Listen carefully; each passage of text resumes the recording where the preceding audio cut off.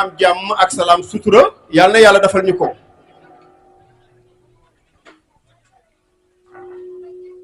nuyu mbooleem ñi ronu jataay bi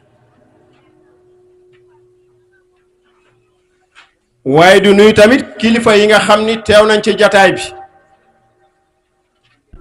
ñu ngi lay jox sa wàccuwaay boo xasee ba teew ñun amatuñu kàddu ndax isa xadaral maa u batala tayammum bu ndox teewee tiim dafay daldi làqu te yéen a fi toogal sallallahu alayhi wa sallam yéene les ambassadeurs nuy mbooleem kilifa yi teew ci jataay bi mbokk yi nuy daara yi nga xam ne tamit teew nañu ngir yàlla ak bés bi nuy képp koo xam ni jël nga sa temps tey bàyyi ko ngir yàlla ak bés bi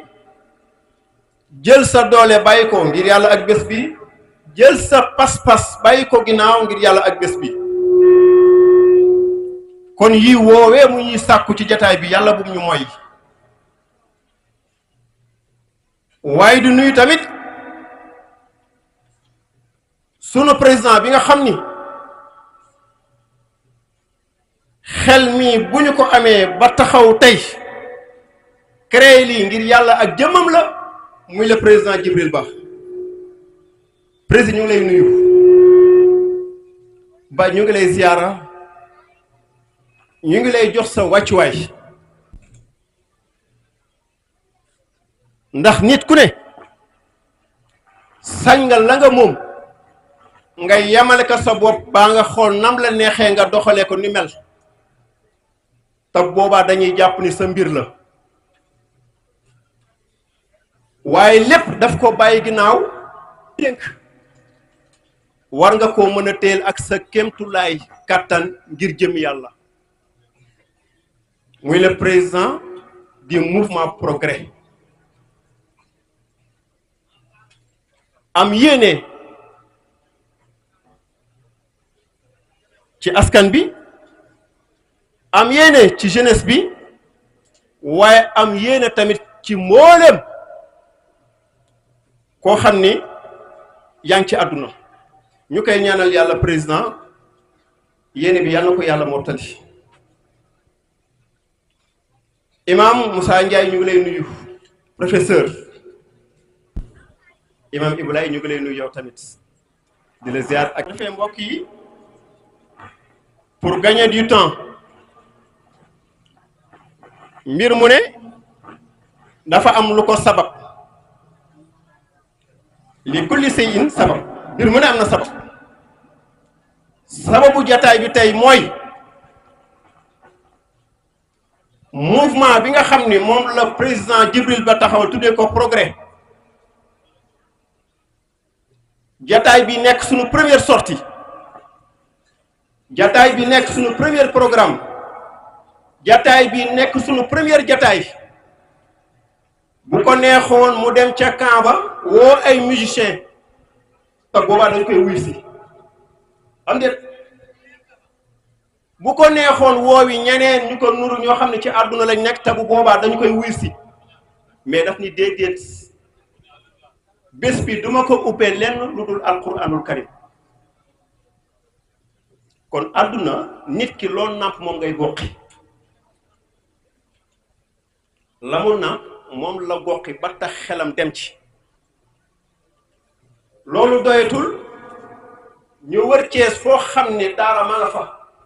ñu coopté fa ay xale ngir ñu ñëw def compétition tey luñ ci jublu ngir ñaaxaat xale yi à ce que ñu bàyyi xel diine ji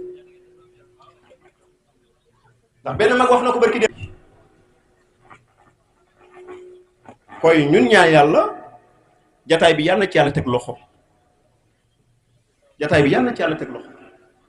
lañ ci nam yàlla nañ ci gis lu raw suñu njort bi jaay Seydina Muhammad kon su ko defee dañuy jox imam mu def ñaan ubbil ñu jataay bi léemul ñu jataay bi ñaanal ñu yàlla teg ñu loxo ba seytaane du ñu ko incha allah imaam. bokk yi yépp ñoo ngi ñaan yàlla ci mbaaxam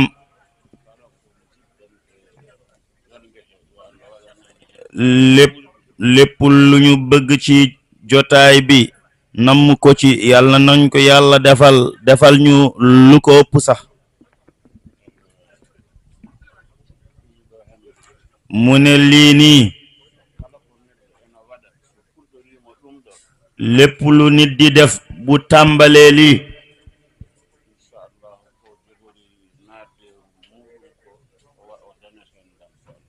incha allah li mu bëgg tàmbale bu ko tàmbalee lii bu ci duggee dina ci am ndam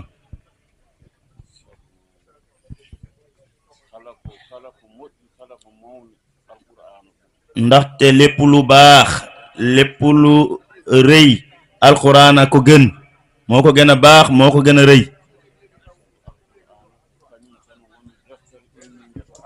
ndaxte alquran moom rek mooy téere bu baxee ko ci suñu boroom ndigal ci moom ñu yéene ci yal na yàlla jaarale mbir yi yépp ci yoon yàlla bu ci seytaane dugg yàlla na ci yàlla def loxoom ci biir ak ci biti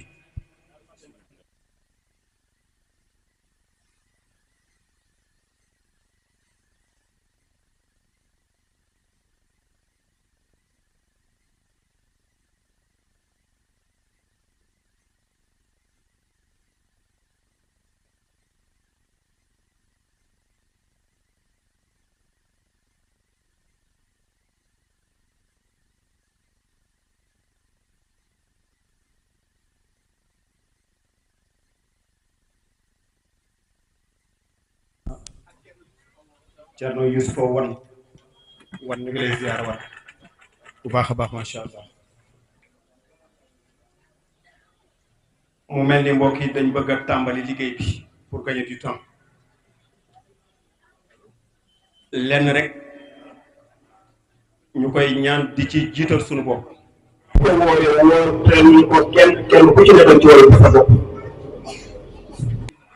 أعوذ بالله من الشيطان الرجيم بسم الله الرحمن الرحيم عبس وتولى أن جاءه الأعمى وما يدريك لعله يزكي أو يذكر فتنفعه الذكر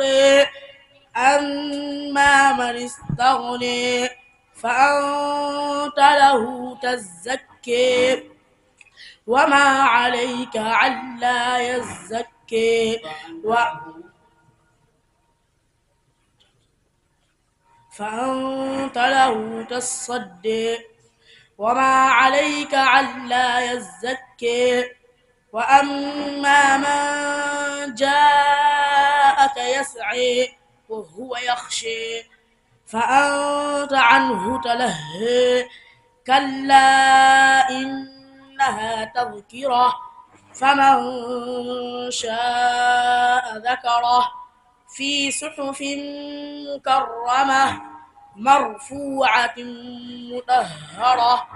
بأيدي سفرة كرام بررة قتل الإنسان ما أكفره من أي شيء خلقه من نطفة خلقه فقدره ثم السبيل يسره ثم أماته فأقبره ثم إذا شاء أنشره كلا لما يقض ما أمره فلينظر الإنسان إلى طعامه إنا صببنا الماء صبا ثم شققنا الأرض شقا شقا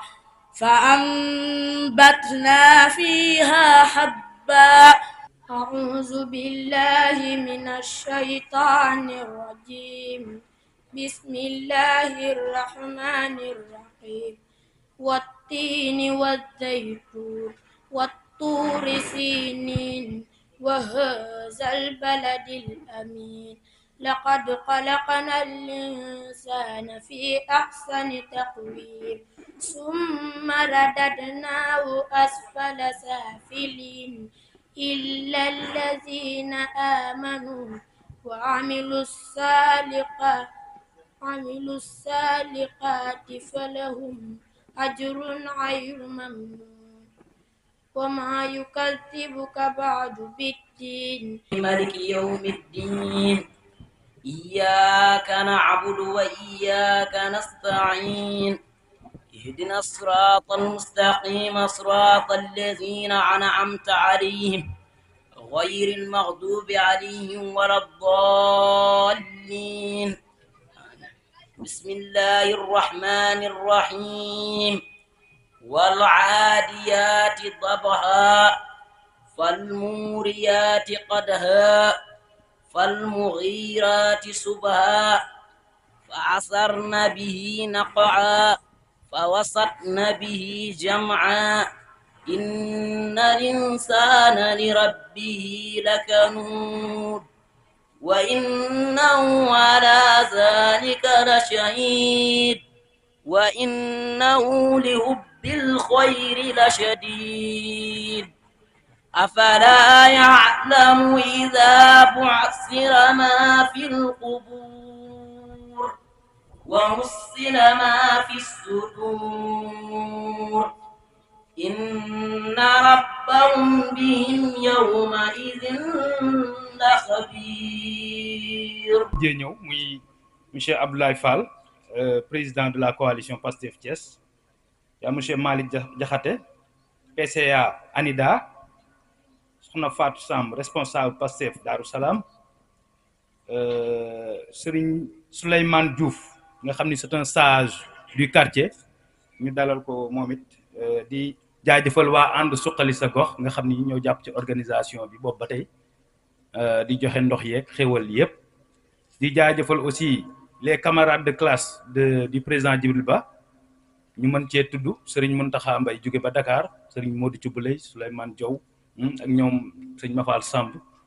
Abdoulaye Diop ak suñu jigéen yee nga xam ni professeur bi toog di yonent yàlla Moussa mi toog dina ñëw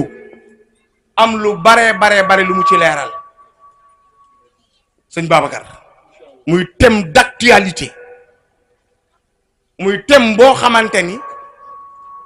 daa wax ak mbooleem koo xamante ni bëgg nga alquranul karim. Souleymane Diouf bii toog bokk ci jury bi tey, Thierno Djibril Wane di waajuru baayu kii toog di Cheikh Mountaga bi mu ñëwee jàmm gën seen kër fa mu nekkoon moom Thierno Djibril Souleymane Diouf da koo def daara alquran, maanaam da koo def jullikaay. loo ciy déggee l'islam du mës a jël ndaare, l'islam du mës a dellu ginnaaw, l'islam kenn mënu ko xeex ba am ca ndam, mënul ne. xam nga lu tax jëm ji toog shérif bii di Thierno Abdoul Qadir Ly di sunu imam, di imaamu ratib bu jàmm gën, teewaayam gii mu fi toog tey ku ko gis war naa comprendre lan la Djibril Ba bëgg a dox, lan moo intéressé Djibril Ba muy doomu jàmm gën doon intellectuel li jàngal ñu bare kon Djibril bu tàmbali woon feneen fu dul fii rek dama naan teggi na yoonam Babacar. waaw xam nga borom maqaama dafa wax li ma aaroona jàngaloon, innal bughadata tudni muqlatal asadi, loolu la ma aaroona mi jàngaloon. innal bughadata ñu ni naam mu ni tudni muqlatal asadi, mu ni gaynde bari na doole lool, ku mu jàpp dóor la wan na ni moo la ëpp kàttan, waaye xam nga ku koy jooyloo ñu ni ko déedéet mu ni yoo yow moo koy fekk mu tëdd ba nelaw mu ñëw dugg ci biir bëtam matt ko rango ñoom génn moom gaynde moo tax shaayir boo wax ni Moussa laa taxqiranna saxiiran bul xeeb xale xoolal ñi fi jàng alquran tey ku leen xeeb def nga erreur waaye Sénégal toll ci dimension boo xam ni ku dul déglu actualité doo xam njariñ li daaw de sampal waa jàmm gën tey dama wax ni ñun ñi fi toog ñëpp ñoo amal ñu ko Jibril Ba xam nga lu tax Jibril Ba dajalewu fi ay politiciens de na leer de dajalewu fi ay politiciens de xam nga ñu fi dajale Mohamed ay jàngkatu alquran la fi Jibril Ba dajale yonent bi nag moo wax ni sinfaani min ummati iza fasadu fasadul kull al umara wal fuqaha ñaara ngi sama xeet wi Seydina Muhammad nee na suñu yàqoo lépp yàqu waaye bu ñu defaroo lépp defaroo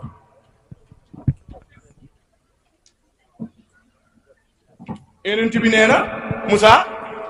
mu wàññee ko bi tuuti rek ñaara ngi sama xeet wi bu ñu yàqoo lépp yàqu waaye bu ñu defaroo lépp defaru ñu ni ko yaa Rasulullaah kan ak kan la yonent bi ni al umara wal fuqaha yonent bi nee na kilifa diine yi ak kilifa aada yi kilifa diine yi mooy ñi jàng alquran ñi kilifa aada yi mooy ñoom daaw da les politique ñu ngi rafetlu bu baax seen teewaay tey ci bés bi nga xam ne ñun ñoo ko bokk di rafetlu seen toogaay waxtaan bi nag balaa ñu see jublu il faut ñu xam lu ñuy wax lan la ak lu ko waral mooy lu tubaab di wax il faut ñu camper le débat bu ko defee nag loolu dama koy def ci tubaab ngir professeur yi mu toog ak ñeneen ñi nga xamante ni peut-être seen wolof daa demee ni sama bos. Alors, mesdames et messieurs, en mars 2024, son Excellence, M. Bassirou Diomaye Diakhar Faye, a été porté à la magistrature suprême de notre pays, recueillant la confiance du peuple sénégalais avec un score remarquable de 54% des suffrages exprimés. À l'issue de sa première année d'exercice, le président de la République et son gouvernement, conduit par Monsieur le Premier ministre Ousmane Sonko, ont entrepris un diagnostic approfondi, rigoureux et sans complaisance de la situation économique, sociale et institutionnelle du Sénégal. Ce travail de fond, que nul n'ignore désormais, a permis de dresser un état des lieux lucide, servant de socle à l'élaboration du référentiel stratégique Sénégal Horizon 2050, articulé autour de 4 axes majeurs. Ce référentiel ambitieux vise à engager une transformation structurelle et durable de notre pays, fondée sur une approche souverainiste, endogène et résolument axée sur nos valeurs fondamentales. L'une des convictions fortes de nos nouvelles autorités repose sur la centralité du capital humain. Un capital sain, bien formé, compétent, entreprenant, pétri de valeurs républicaines, animé par un esprit de patriotisme sincère et d'engagement collectif. Mesdames et messieurs, dans un monde en perpétuelle mutation, en proie à une crise des repères et des valeurs, l'éducation religieuse s'affirme plus que jamais comme un socle éthique, un levier d'élévation morale, mais aussi un puissant moteur de transformation économique et sociale. Elle dépasse le seul cadre de la transmission de savoir spirituel. Elle est une école d'exigence, de discipline, de justice, d'intégrité, de rigueur et de responsabilité. L'islam, comme les autres grandes religions révélées, érige l'apprentissage en pilier de la foi. Le tout premier mot révélé dans le Saint-Coran est Iqra, lis, un appel universel à la connaissance, à la réflexion, à l'élévation intellectuelle. Cette injonction divine vient nous rappeler que la formation de l'homme commence dans l'esprit et s'accomplit dans l'éthique de ses actes. C'est donc dans cet esprit que le mouvement Progrès, Paix, Résilience, Ouverture pour une gouvernance réussie au Sénégal organise la présente conférence religieuse, moment solennel de réflexion et de ressourcement. Elle vise notamment à sensibiliser la jeunesse, en particulier les futurs chefs d'entreprise, ainsi que les agents de l'administration publique et tous ceux qui nous suivent à travers les médias, sur l'impérieuse nécessité de promouvoir une éducation religieuse éclairée au profit du service public, un service public performant et un secteur privé national solide et prospère. Pour porter cette noble parole, notre choix s'est porté sur une personnalité d'une grande érudition, à la croisée du savoir religieux et de la pensée philosophique. Imam Moussa Ndiaye, professeur de philosophie, dont la voix, l'expérience et l'engagement font autorité. Nous tenons donc à exprimer notre profonde gratitude au professeur Meissa Diakhaté pour sa précieuse contribution à l'identification de l'orateur de cet événement d'exception. Chers invités, nous vous invitons donc vivement à vous impliquer et à suivre religieusement ces échanges et à en tirer le plus grand parti. Pour ne pas monopoliser la parole,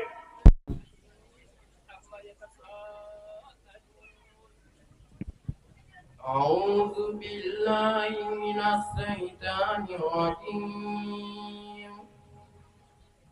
بسم الله الرحمن الرحيم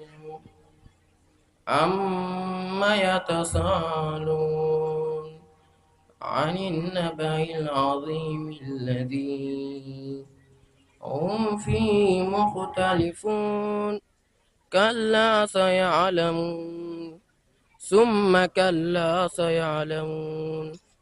ألم نجعل الأرض مهادا والجبال أوتادا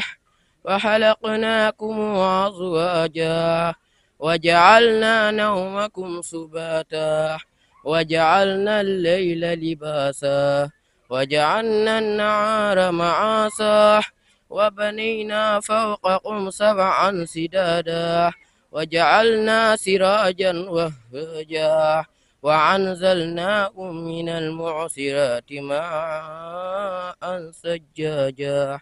لنخرج به حبا ونباتا وجنات ألفافا إن يوم الفصل كان ميقاتا يوم أعوذ بالله من الشيطان الرجيم بسم الله الرحمن الرحيم والتين والزيتون والطور سينين وهذا البلد آمين لقد خلقنا الإنسان في أحسن تقويم ثم رددناه أسفل سافلين إن الذين آمنوا وعملوا الصالحات فلهم أجر خير ممنون فما يكذبك بعد بالدين. أعوذ بالله من الشيطان الرجيم بسم الله الرحمن الرحيم والضحى والليل إذا سجى ما ودعك ربك وما قلى وللآخرة خير لك من الأولى ولسوف يعطيك ربك فترضى ألم يجدك يتيما فآوى ووجدك ضالا فهدى ووجدك عائلا فأغنى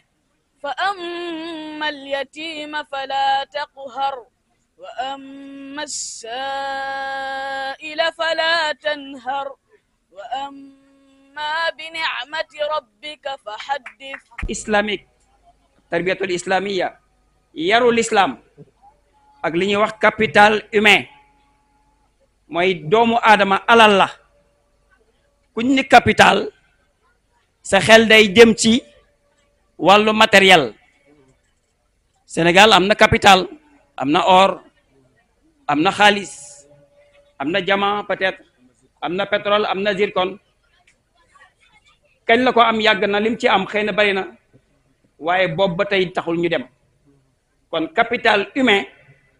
yaakaar naa siècle bii si loolu la ñu war a ñëwaat kon doomu aadama ci boppam alal la ba tax yàlla dëxañ lu bari ci moom yaakaar ko ba teg ko ni ko yow aadama yaay sama xalifa si kaw suuf moo tax bu ne éducation islamique capital humain ñaari yooyu ndax mën na ñoo tax am réew moo xam nguur gi la moo xam ci ber daaraam bëgg a jàppale nguur gi muy secteur privé ndax éducation islamique tarbiyatul islamiya mën na am dara lu mu apporter ak lu mu indi si ab réew bu war a jëm kanam dama war a wax ni xanaa doomu aadama wala ñun suñu xel moo fattu ba ñu fàtte ni loolu mooy solution démb mooy solution tey mooy solution suba alxuraan ji ñu fi jàng alxuraan ji xale yi jàng fi yal na yàlla barkeel leen yal na yàlla màggal leen alxuraan ji ñu fi jàng ak sunna rasulullahi sallallahu alayhi wa sallam yaakaar naa buñ ne éducation islamique mënta mooy ñaar yooyu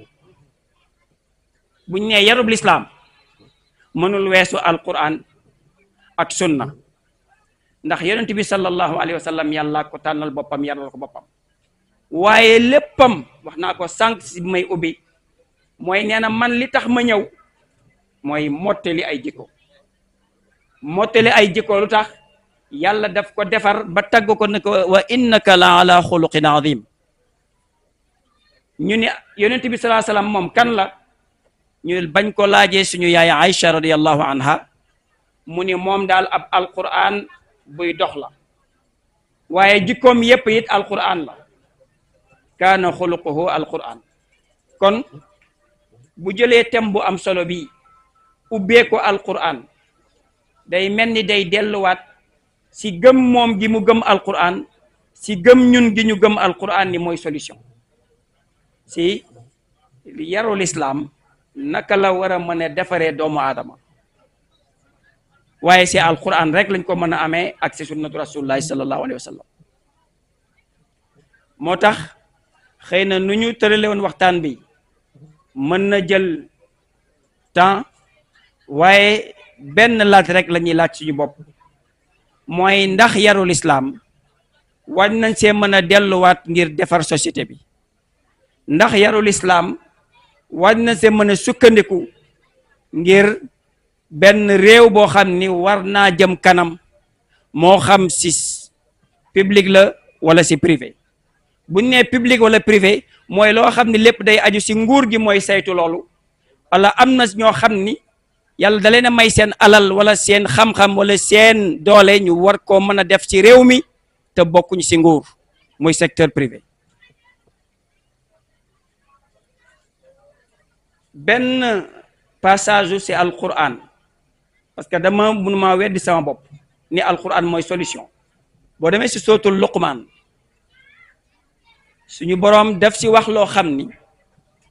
xëy na ñi may déglu dinañ xam li ma bëgg a wax ci wàllu yépp ci réew mi am na li ñuy wax la gare mooy la gestion axée sur les résultats nga xam ni gestion axée sur les résultats mooy lan mooy dafa am loo xam ni foofu ñu am ko buñ ko amee jëm ko doxal buñ ko doxalee di ci séentu ay résultats ay njariñ yoo xam ni mën naa tax réew mi ba ñu amee suñu indépendance ba léegi mu jógee fa mu nekkoon bu fekkoon ci benn wala ci fukk la toll mu dem ci téeméer surtout Luqmaan dafa wax ni a'udhu billahi minash shaitanir rajim alif lam mim tilka ayatul kitabil hakim hudan wa rahmatan lil muhsinin alladhina yuqimuna as-salata wa yu'tuna az-zakata wa hum bil akhirati hum yuqinun ulaika ala hudan min rabbihim wa ulaika humul muflihun. dafa am ñetti pàcc yooyu ci biir lii ma tànn mooy input wala intrant de qualité maanaam am réew mu bëgg a jëm kanam am réew mu bëgg a émerger te ku ne xam na ni su Jibril jëlee thème bi dafa yëg ni problème am na ci réew mi problème boo xam ni mooy Sénégal fi mu toll war na fee weesu jot na nag Sénégal dem ñépp jaruñu ci waaye problème bi ñu am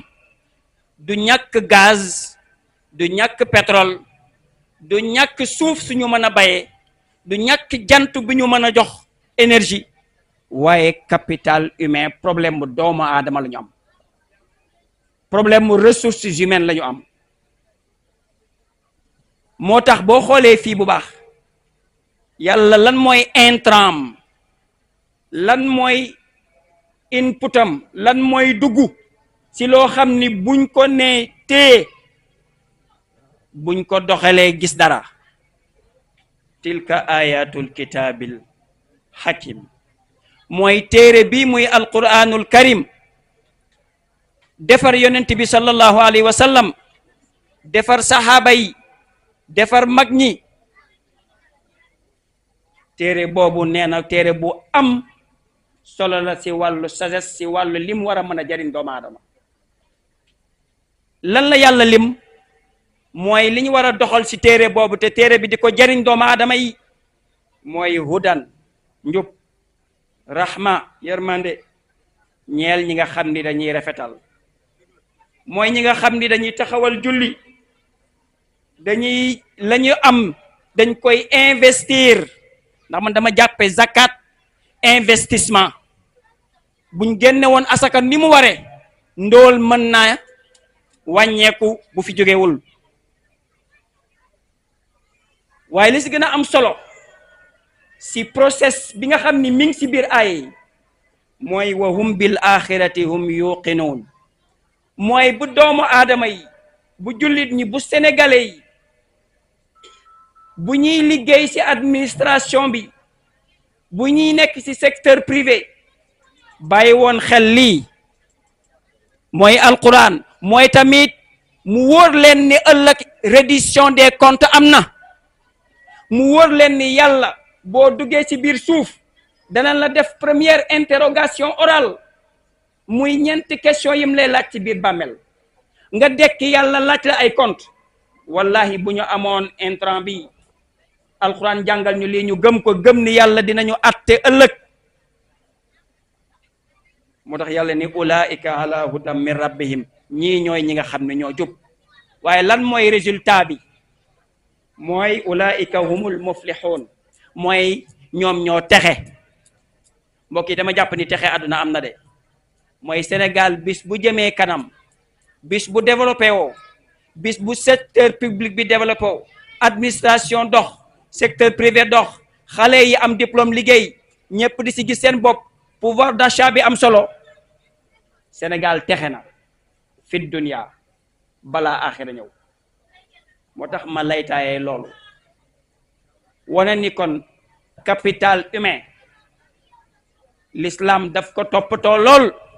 mbokk yi fan la l'islam di tàmbalee ak capital humain ak doomu aadama fan en tout cas li ñu yonent bi sallallahu alayhi wasallam jàngal mooy yonent bi l'islam mu ngi tàmbalee di yar xale depuis balaa muy judd kon l'islam bu fekkee lu tax ñu war a am confiance totale si jël choix u tarbiyatul islamiya jël yarul islam c'est parce que l'islam mi ngi jël en charge doomu aadama depuis balaa muy judd mooy tànnal ko yaay ju baax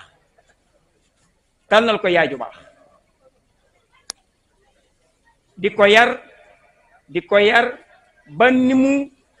demee màgg ba mën a jariñ société bi dama bëgg a wax ne rek l'islam fa muy tàmbalik doomu aadama kooka juddoogul kon l'islam fu laal na yar choix bi nga xam ni yonent bi sallallahu alayhi wasallam am na ko ci système am pour mën a jël en charge capital humain boobu buñ ko fi bàyyee xawma fu ñu jëm ak xawma lañ la ñuy jël pour mën a dem mbokk yi kañ la ñuy wër depuis kañ ñuy wër suñu développement yàgg na boobu ba léegi demul lan moo tax mu bañ a dem c'est parce que capital humain boobu xëy na dañoo jël yeneeni système yeneeni façon yariñ yoo xam ni bañ ko jëlee ba léegi gis ñu ci benn résultat boo xam ni mën na doon résultat boo xam ni bu ñu bëgg la bu satisfaisant kon jot na ñu jël l'islam ak yaram teg ko suñu kanam di ko yaree dafa am boroom xam-xam bu wax lu am solo ci wàllu yar ñu koy wax Emmanuel Kant mu ni yar ñaari mbir la muy dindi la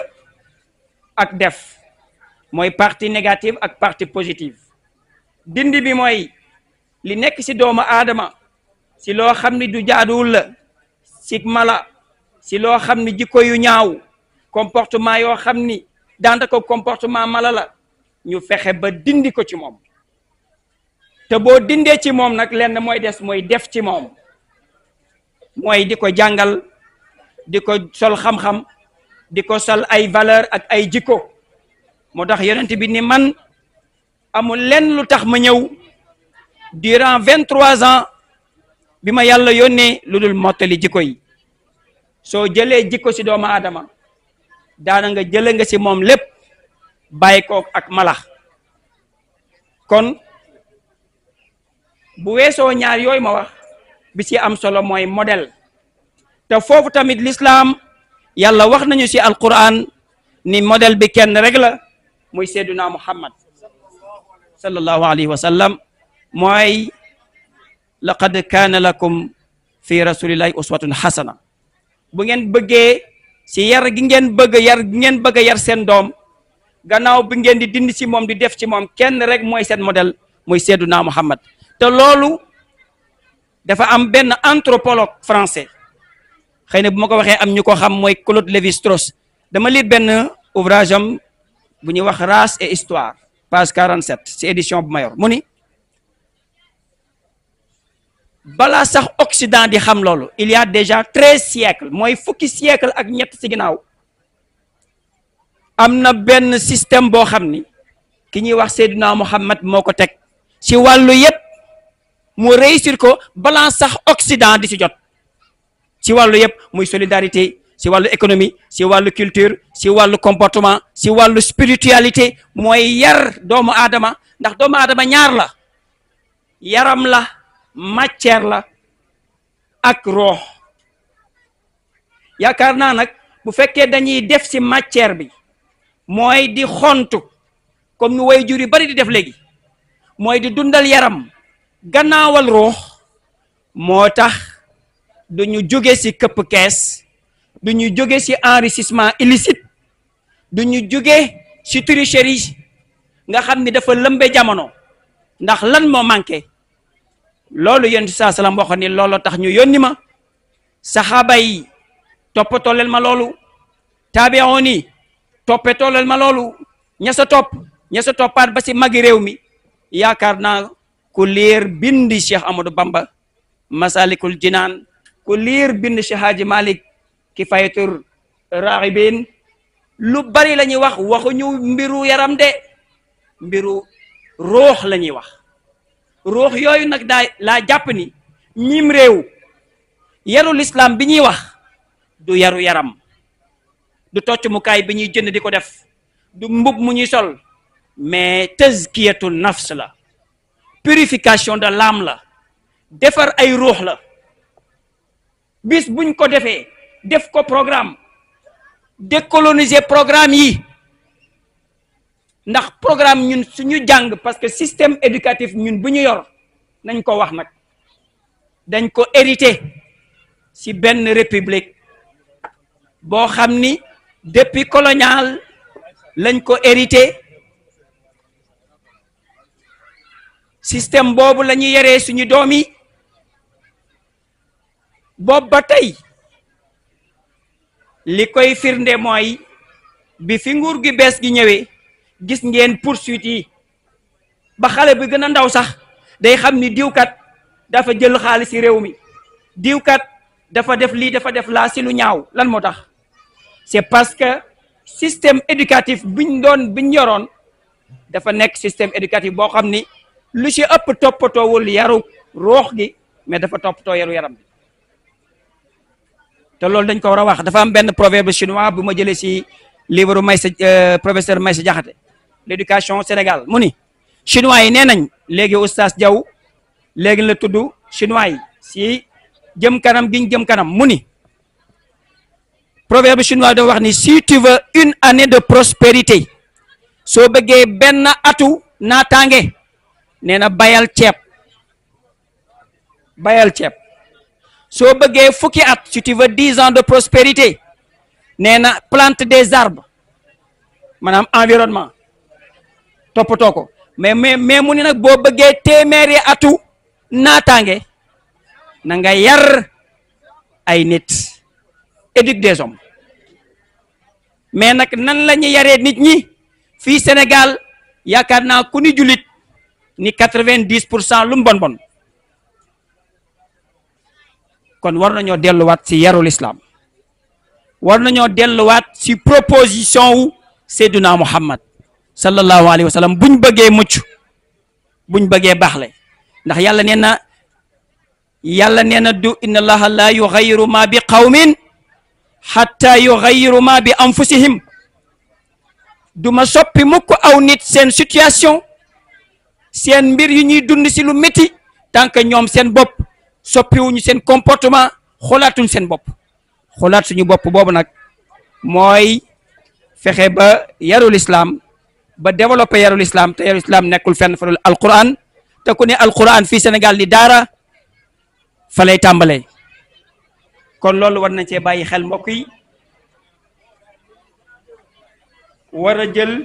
modèle Seydina Muhammad sallallahu alayhi wa sallam buñ bëggee mucc fii ak fële xam naa ni amoon nañu xëy na sëriñ Babacar sëriñ Souleymane ak sëriñ Moussa bi ñu concerté woo mbir mi dafa xat ba xamuñu sax ni ñuy def waaye ci ndimbalu yàlla suñu borom yàlla moo ñu bindil suñuy bët tànnal ñu ñii mu tànn bi ñuy joxe notes yi yàlla dogal na ñett ñi jël pee suñuy notes ñun suñuy notes dafa tombe juste ci kenn ku ne li nga may sa moroom ci xale boobu loolu nag ndimbal suñu borom la bi may door nag dama ne yàlla ñoo ngi def waaye yàlla nga ñu tànnal moom nag tànnal nañu lii mu génne ki jël troisième ki jël ñetteel troisième fa lay commencé muy ku ñuy wax Abdoulaye Dia moo jël troisième nee na buñ koy jox kadoom Mama Samb moo koy jox Abdoulaye Dia ki jël ñaareelu place nag moo ma gën a yéem ndax ba ñuy door di bind fekkewu ko ba ñu demee ba ci digg ba fekkewu ko ba ñuy def pause fekkewu ko ba ñuy reprendre lay door a dikk moo jël deuxième muy Abdoulaye Seye ki koy jox kadoom nee na mooy Abdoulaye Fall moo koy jox mooy Mao xooloo waale Souleymane ki yàlla dogal nag mu jiitu premier yi ñëpp d'accord nañu ñëpp kontaan nañ ñëpp bëgg nañu ci prestation bi mu def set na leer na neex na mustawa bi baax na maxaarijul xuruuf yi baax na sawtu bi neex na foor na leer na Ibrahima Xalilullahi Guèye dégg nga maa ngi lay ñaanal yàlla yàlla na nga nekk mag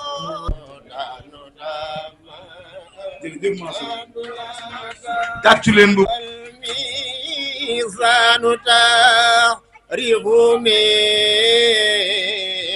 ما عويت من الأصواخ والصدى jërëjëf Zul Karami Mamadou Lamine Kanu Zul Karam Mamadou Lamine Maula seno loxo itaka Kanu Zul Karami Mamadou Lamine Maula Mamadou Lamine Kanu Zul Karami Mamadou Lamine Maula soppe yo nena loxo itaka Kanu Zul Karami Mamadou Lamine Maula Mamadou Lamine Kanu Zul Karami Aminata ya yo nena tibi Kanu Zul Karami Abu Dalai ba yo nena Kanu Zul Karami Mamadou Lamine Maula Nabi Kanu Zul Karami Maula Ami Hadi umami لسريعته Kanu Zul Karami مولانا أمين وهادي أممي لسريعته أجدب لنا Moustapha jëloo photo bi Moustapha jëlal photo bi yow tam nag lii day dem ba waaw Abdoulaye Moustapha moom moo war a photo wallaay ndeysaan merci beaucoup على المكرم بدر متمم تيب الكلام صلى على المكرم بدر متمم دفلني صلى وسلم على المكرم بدر متمم تيب الكلام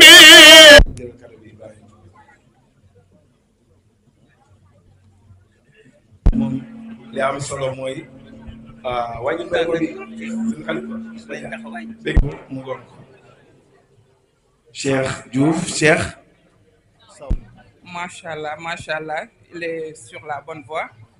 maa ngi féliciter Djibril moom mi am initiative bu rafet bi mais sama remerciement maa ngi koy gën a jox le conférencier parce que choisir nañ thème bu am importance. Malheureusement le temps a été court mais dama am na ko fi wax sànq lu muy wax rek laay waxaat parce que thème bi c'est très important donc suñ conférence bi suñ ko mën a defaate ak même thème bi dina ce sera bénéfique pour tout le monde maa ngi leen di remercier et di féliciter xale bi di ko ñaanal yàlla gën ko ibbil ay porte kon na prix bi ñëw yaa ngi nelaw kay tabaarakallaahu kon nag mu ngi noonu Adja Fama kontaan nañ ci kàddu yi li ci neex mooy daa gàtt ba pare am njariñ yàlla na yàlla defal la jàmm kon Sira ji taal sa loxo mu jox la ko tabarakallah c'est bon Tafa waaw macha allah kon nag mbokk yi mu ngi noonu Moustapha jël nga ko Moustapha xam naa tey moom leer na man daa wooroon rek noonu mbëggee taal sa loxo sa tonton macha allah ñaanal la tabarakallah macha allah Bilal Diaw tabarakallah yàlla na ko yàlla barkeel tabarakallah mu mel ni nag tuuti rek sànq Daouda Djibril. Une gouvernance réussie au Sénégal. C'est un mouvement qui a été créé depuis plus d'une année, plus précisément à la veille des élections présidentielles passées. Voilà. Le mouvement Progrès procède aujourd'hui au lancement de ses activités en organisant Bon, d'abord, il faut noter que ce n'est pas la première fois que Progrès organise une manifestation de cette nature. Certes, c'est la première à être diffusée au grand public, mais quand même aujourd'hui, on a pris l'option d'abord de travailler d'abord avec les Dara. Pourquoi les Dara? Parce qu'aujourd'hui, les nouvelles autorités quand même ont lancé un programme qui a comme caractère un caractère endogène et un caractère souverainiste. Et qui dit caractère souverainiste, qui dit caractère endogène, va forcément en tout cas s'inspirer, va forcément en tout cas se baser sur sa jeunesse. Et qui dit jeunesse, dit forcément éducation. C'est pourquoi nous avons d'abord démarré par les Dara en travaillant déjà en parfaite collaboration avec en tout cas les oustas qui constituent en tout cas un maillon essentiel en tout cas de la chaîne éducative. C'est pourquoi aujourd'hui à Diamaguène, Sampaté, Citagnar, on a essayé quand même d'identifier un lot de oustas qui en tout cas qui nous ont proposé des jeunes qui ont aujourd'hui, en tout cas à la suite de tout le monde, nous ont gratifié de sourates, etc. Mais le plus important aujourd'hui, ce n'est pas en tout cas le Coran en tant que tel, mais c'est le message que le Coran, c'est les fondamentaux de l'islam, le thème déjà. Parce qu'aujourd'hui, force est de constater que la jeunesse devient de plus en plus, en tout cas,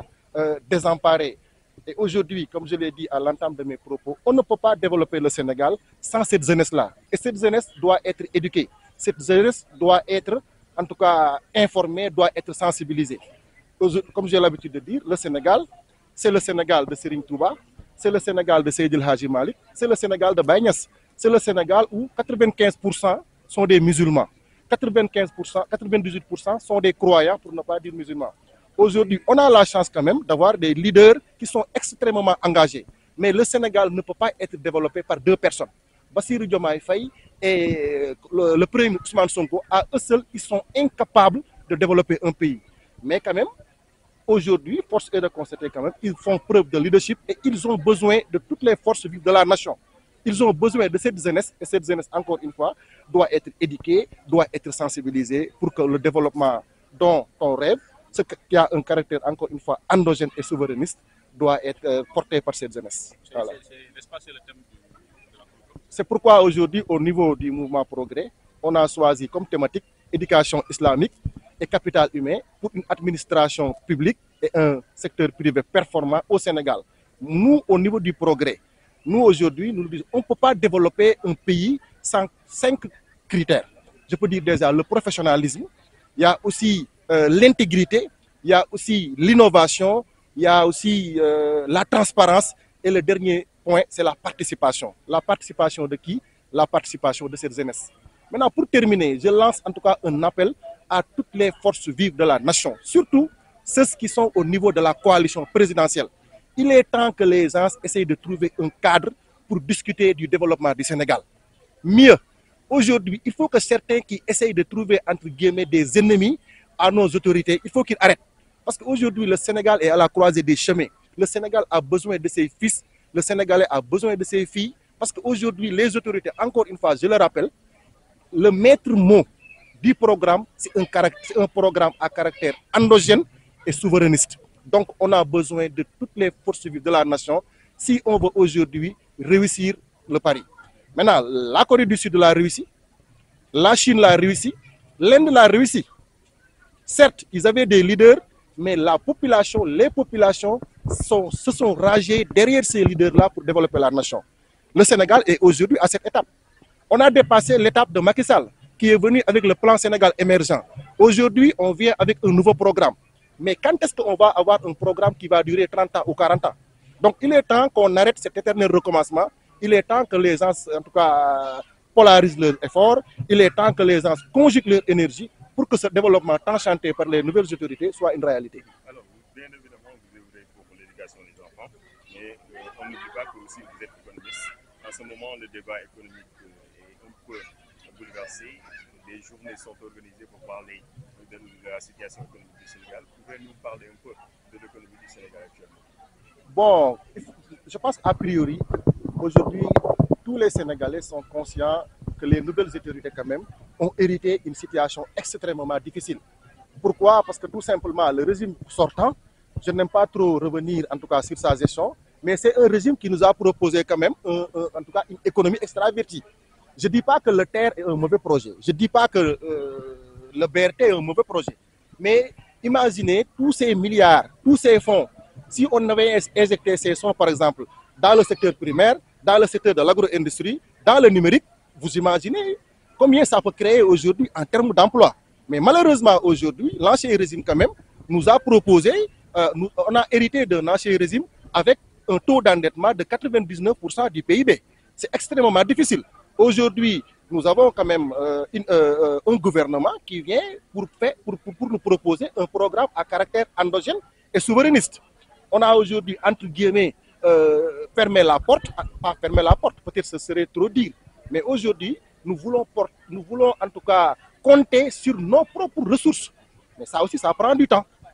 Parce qu'aujourd'hui, comme vous le savez, on a eu quand même à plusieurs reprises de faire ce qu'on appelle des emprunts obligataires sur le marché. mais c'est le secteur privé local qui a fait une participation assez conséquente. Maintenant, à mon humble avis quand même... Justement, ces emprunts aussi sont fustigés par la majorité des Sénégalais. Lesquels Sénégalais? Il y a certains Sénégalais Bon, qui sont pas d'accord avec ces emprunts. attendez, vous savez, nous tous, nous sommes des Sénégalais.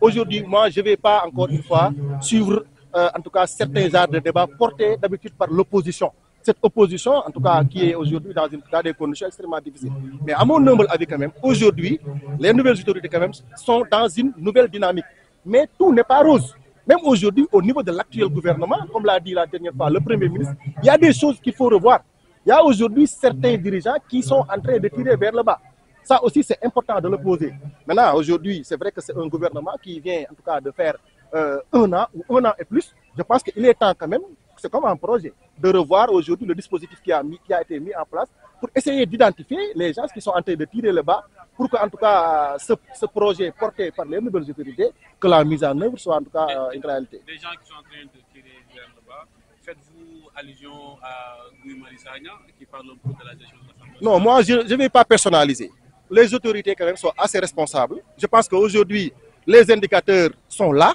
en termes, en tout cas, de prise de décision. Je pense que si les indicateurs sont clairs, si le dispositif de suivi-évaluation mis en place leur permet de sanctionner ou bien de promouvoir qui que ce soit, je pense que ça, c'est la cuisine interne, en tout cas, des nouvelles autorités. Êtes-vous en phase avec les emprunts obligataires, avec des taux de 6%? Bon, vous savez,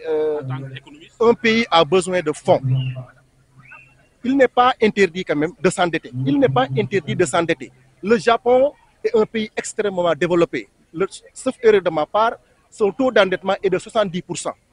Moi, je recommande même aux nouvelles autorités, s'il faut endetter, de s'endetter. Mais l'idéal, c'est de, en tout cas, d'injecter ces fonds-là dans des secteurs créateurs de richesse. Il ne faut pas tomber dans le piège de l'ancien régime. Parce qu'aujourd'hui, le Sénégal est à la croisée de semer. Il faut régler le problème de l'agriculture. La reconstitution du capital semencier n'est pas une réalité. Aujourd'hui, au niveau des universités, il y a un problème en termes d'infrastructure. Donc, obligatoirement, on a besoin d'avoir des ressources. Mais même s'il faut, en tout cas, s'endetter, l'essentiel, c'est de l'injecter dans des secteurs créateurs de richesse. di nuyu ñi fi teew ñëpp maa ngi tudd Djibril Ba di président mouvement Progrès. Progrès di signifier paix, résilience et ouverture pour une gouvernance réussie au Sénégal. tey nag ñu organiser woon benn activité ci Thiès activité boo xamante ni dajale daara yi la li sabab activité bi tey moom mooy maanaam tey Sénégal yàlla dafa def ñu am ay nouvelles autorités yoo xamante ni dañ fee ñëw ñu ne nag ñoom maanaam dañoo bëgg a demal seen bopp comme ni ko Corée du Sud defee comme ni ko Chine defee comme ni ko Inde defee boo ne nag da ngaa bëgg a demal sa bopp il faut que nga yaakaar ci sa jeunesse parce que tey yàlla moo def Sénégal tey xale yi ñoo fi ëpp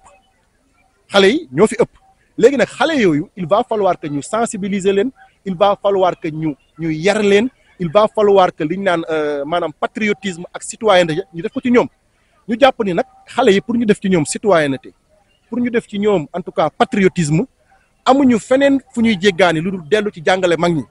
tey bu ñu ne leadership par exemple amul kenn koo xamante ni gën naa doon leader Cheikh Ahmadou Bamba amul kenn koo xam ne gën naa doon leader Seydil Hadji Malick sëñ Touba ñaata góor yàlla la formé waxuma la rek ñi mu jur tey boo jëlee Mame Cheikh Fall sëñ Touba ko créé boo jëlee borom Daaru Muxti et cetera boo jëlee Seydil Hadji Malick ñaata góor yàlla la formé et cetera ba ci wàllu économie ku nekk bu fàttalikoo dina xam na luy Xelcom donc foofu aussi da ngay gis ni mag ñi dañuy jàngal lan mooy agriculture lan mooy économie boo delloo Tiwaawan ku nekk dégg na Jaksaaw ku nekk dégg na Ñarno donc mu nekk benn message boo xamante ni war nañ ko jàllale maanaam daal bu ñu bëggee defar tey suñu xale yi bu ñu bëggee suñu réew jak bu ñu bëggee projet bi nga xamante ni nouvelle autorité yi delloo na en fait ñu ngi koy porter il va falloir que ñu dellu ci les fondamentaux de l'islam il va falloir que ñu dellu ci fondamentaux yi nga xamante ni suñu mag ñu baax ñooñu bàyyi woon nañ ko fi maintenant pour tëj damay lancer un appel encore une fois à toutes les forces vives de la nation Sénégal nañu bàyyi di wutal autorités yi noonu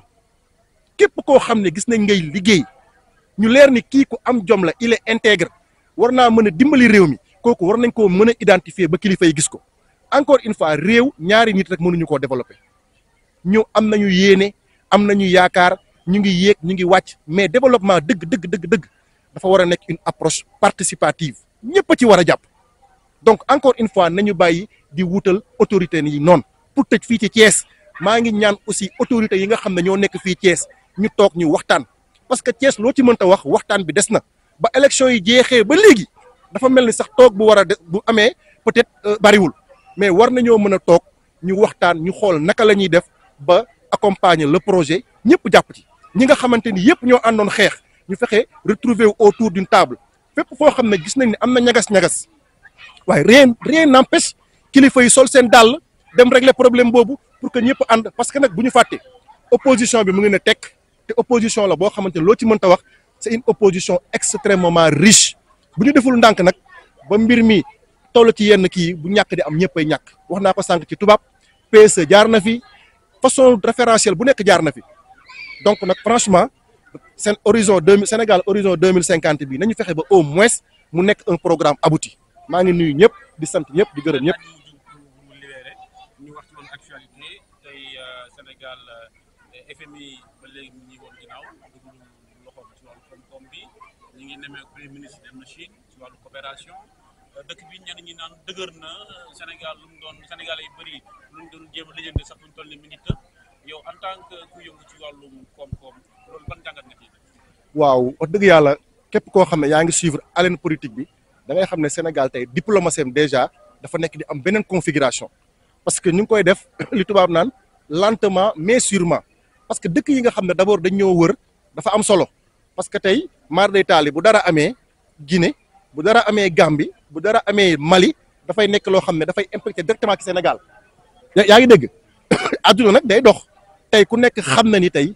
les pays asiatiques yàlla def ma am sens nekkoon fa dund fa ak ñoom c'est des pays yoo xamante ni tey maanaam li nga xam ne Sénégal da koo soxla tey ñoom dañoo nekk ay pays yoo xamante ni dañ koo am sur le plan numérique sur le plan de l'agriculture sur le plan de la pêche sur le plan de l'élevage côté éducation et cetera gis nga keroog président de la république bi mu demee ci vallée bi waa COICA ñoo ko teeru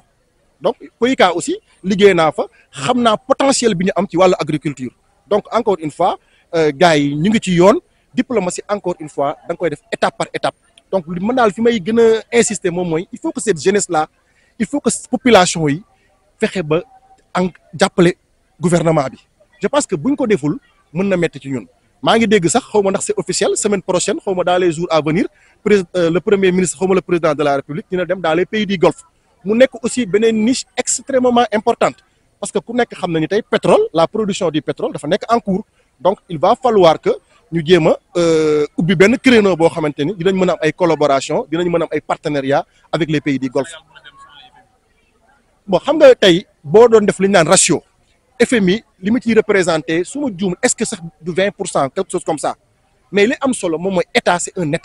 état l'état est au-dessus de tout état dafay am information tey adduna dafa nekk un petit village mënuloo jël su économie yëpp nga bëgg koo teg ci ndoddu FMI mais si c'est pas FMI c'est la BAD si c'est pas la BAD c'est la BOAD si c'est pas FMI c'est la Banque mondiale et cetera mais ñun tey boo xoolee FMI Banque mondiale en tout cas tous ces partenaires techniques et financiers ou bien tous ces partenaires au développement ñun du ma ne dañ leen di woon ginnaaw mais je pense que Sénégal tey am na expertise locale boo xam ne nit ñi xarañ goo xamante ni tey à travers nos ressources endogènes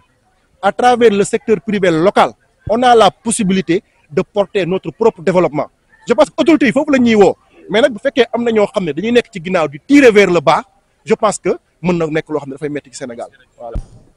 Aïda Mbodj mooy la présidente de conférence des leaders yàlla moo ko def ma defuma ci loolu nag ba muy ci la ñu xamante